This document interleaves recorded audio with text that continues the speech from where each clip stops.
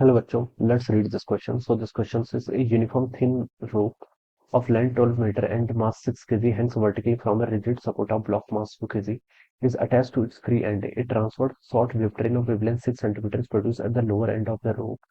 What is the wavelength of the wave train in centimeter when it reaches the top? तब ये top पर पहुंच जाएगी तब आपको वेवलेंथ बतानी है।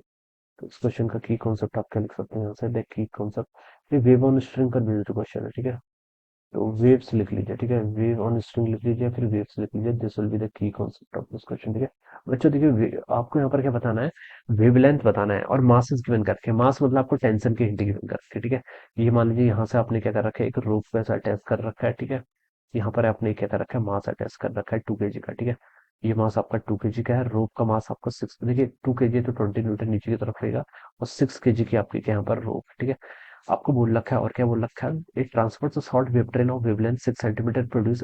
ठीक है, नीचे देखिए यहाँ पर एक वेवलेंथ हम प्रोड्यूस करते हैं। यहाँ पर वेवलेंथ जो है मान लीजिए वो लैम्डा 1 है और टॉप पर आपकी लैम्डा 2 के हो जाएगी। ठीक है, लैम्डा 1 की वैल्यू आपको 6 सेंटीमीटर मान लीजिए क्वेश्चन में गिवन की हुई है। ठीक है, at the lower and what will be the wavelength in centimetre when it, okay, जब टॉप पर पहुंच जाएगी तब जो वेवलेंथ होगी वो बतानी है आपको। ठीक है, तो बच्चा देखिए वेव ऑन स्ट्रिंग इस क्वेश्चन का क्या की कॉन्सेप्ट।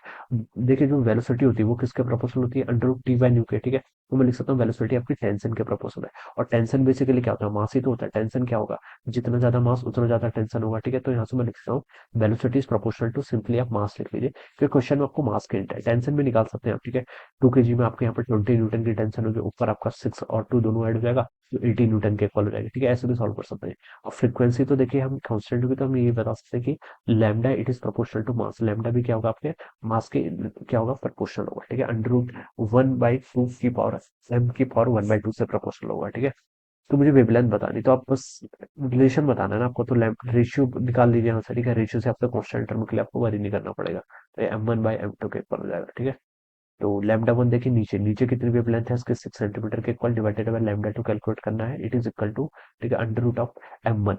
M1 आपका मास कितना है नीचे होगा। ठीक है, वो आपका 2 के इक्वल है। ठीक है, और टॉप पॉइंट पर टोटल कितना होगा, 6 + 2 8 के इक्वल हो जाएगा। ऑलराइट, तो यहाँ से ये 6 सेंटीमीटर डिवाइडेड बाय लैम्डा 2, ये कितना हो जाएगा, अंडर रूट 2/8, 1/4 हो जाएगा। 1/4 अंडर रूट से बाहर आके 1/2 के इक्वल हो जाएगा। तो यहाँ से लैम्डा 2 की वैल्यू 2 × 6 यानी कि 12 सेंटीमीटर के इक्वल हो जाएगी। तो this will be the wavelength of the wave trains when it reaches the top point. Alright, तो वही पूछा था।